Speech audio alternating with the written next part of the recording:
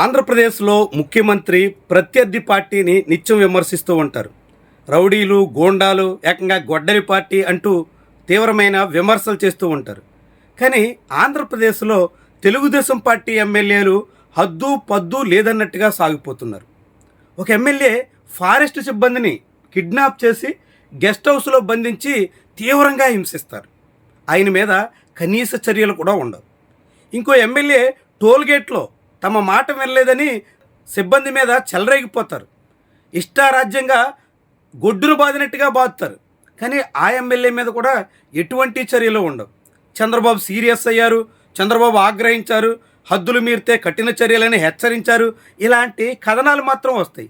అవి పేపర్లకి, మీడియాలో చెప్పుకోవడానికి పరిమితం అవుతాయి తప్ప ఎమ్మెల్యేలకి వేసమెత్తు కూడా మార్పు అయితే రావట్లేదు. తాజాగా మరో ఎమ్మెల్యే వీధికెక్కి రచ్చ చేశారు, వీరంగం సృష్టించారు. ఈసారి ఆయన ఏకంగా సొంత పార్టీ నేతనే బెదిరించే ప్రయత్నం చేశారు. నువ్వో నేనో ఉండాలి అనేటంత స్థాయికి వెళ్ళిపోయారు. అంటే మొదట ఒక ఎమ్మెల్యే ఫారెస్ట్ సిబ్బంది మీద దాడి చేసినప్పుడు కట్టడి చేస్తుంటే మరొక ఎమ్మెల్యే బరి తెగించడానికి వెనకాడేవాళ్ళు. ఆ తర్వాత టోల్గేట్ సిబ్బంది మీద దాడి చేసిన ఎమ్మెల్యే మీదనైనా కఠినంగా వ్యవహరించుంటే మరొక ఎమ్మెల్యే అలాంటి ప్రయత్నానికి పూనుకోకుండా ఆగేటంటి వాళ్ళు. కానీ శ్రీశైలం ఎమ్మెల్యేనేం చేయలేక, కళ్యాణదుర్గం ఎమ్మెల్యే విషయంలో ఏమాత్రం పట్టించుకోక ఇప్పుడు దెందులూరు ఎమ్మెల్యే చింతమనేని ప్రభాకర్ చెలరేగిపోయారు. సొంత పార్టీ నేతల్నే బెదిరించే స్థాయికి వచ్చారు. రాత్రిపూట వీరంగం చేశారు. నడి రోడ్డు మీద నానా రచ్చ సృష్టించారు.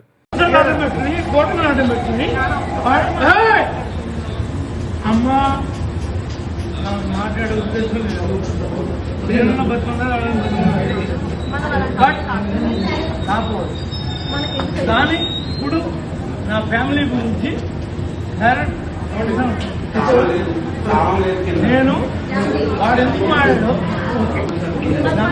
అమ్మ తనకు ఎదురే లేదు అన్నట్టుగా విర్ర వీగిపోయారు. దీంతో ఇలా ఎమ్మెల్యేలు రౌడీయుధం చేస్తున్నటువంటి పరిస్థితి ఆంధ్రప్రదేశ్లో అధికార తెలుగుదేశం పార్టీ నేతల స్థితిని చాటుతోంది. ఎంతగా బరి తెగించి బాహాటంగా విశృంఖలంగా వ్యవహరిస్తున్నారో స్పష్టంగా చాటుతోంది. మరి అధికార పార్టీ పెద్దలు ఏం చేస్తున్నట్టు? సొంత పార్టీ ఎమ్మెల్యేలను కూడా కట్టడి చేయలేనటువంటి వాళ్ళు రాష్ట్రాన్ని ఏం ఉద్ధరిస్తారన్నట్టు? నేతలు రౌడీల మాదిరిగా బెదిరించడానికి, ఎంత దాకైనా తెగించడానికి సిద్ధమైపోతున్నటువంటి తరుణంలో చెక్ పెట్టలేనటువంటి నేతలు ఇంకెంత సమర్థులు అన్నట్టు? ఇలాంటి ప్రశ్నలు ఇప్పుడు ఉదయిస్తున్నాయి. చింతమనేని ప్రభాకర్ ఆరంభం నుంచి తనకి వ్యతిరేకంగా ఉన్నటువంటి వాళ్ళ మీద రౌడీయుధం చేసైనా సరే దారికి తెచ్చుకునే ప్రయత్నం చేస్తాం అనే తీరున సాగుతూ ఉంటారు. గతంలో వనజాక్షి ఉదంతం ఎంత సంచలనం రేపిందో, ఎంఆర్ఓని జుట్టుపట్టి ఈడ్చినటువంటి ఉదంతం తెలుగుదేశం పార్టీని ఎంతగా బదనాం చేసిందో అందరికీ తెలుసు. అలాంటి చింతమనేని ప్రభాకర్ గడిచిన 2 ఏళ్ల కాలంగా కూటమి ప్రభుత్వంలో మట్టి మాఫియా నుంచి లిక్కర్ మాఫియా వరకు, ఇసుక మాఫియా నుంచి కొల్లేరు దందాల వరకు అన్నింటిలోనూ ఎంత బరి తెగించి సాగుతున్నారో బాహాటంగా శ్రీనివాస్ అనే తెలుగుదేశం పార్టీ లీగల్ సెల్ నాయకుడు బయటపెట్టారు.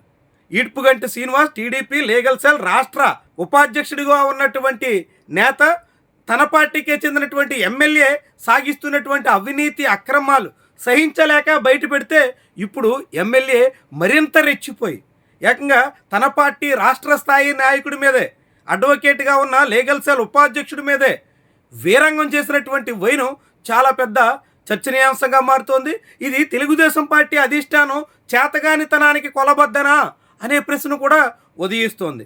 మొక్కై వంగనిది మానే వంగున అన్నట్టుగా చంద్రబాబు నాయుడు ఆరంభంలోనే కట్టడి చేసుంటే ఇలాంటి నేతలు ఈ రీతికి వచ్చేటువంటి వారు కాదు అనే అభిప్రాయం అయితే వినిపిస్తోంది. మొత్తంగా టీడీపీ అధిష్టానం ఇచ్చినటువంటి న్యూస్తో ఎమ్మెల్యేలు చెలరేగిపోతూ ఆ పార్టీ పరువుని తీవ్రంగా తీస్తున్నట్టు కనిపిస్తుంది. ఏలూరు జిల్లా దెందులూరులో సాగినటువంటి వ్యవహారం ఇప్పుడు చింతమనేనితో పాటుగా తెలుగుదేశం పార్టీ పరువుని, కూటమి ప్రభుత్వ ప్రతిష్టని తీవ్రంగా దెబ్బతీయడం ఖాయంగా చెప్పాల్సి ఉంటుంది.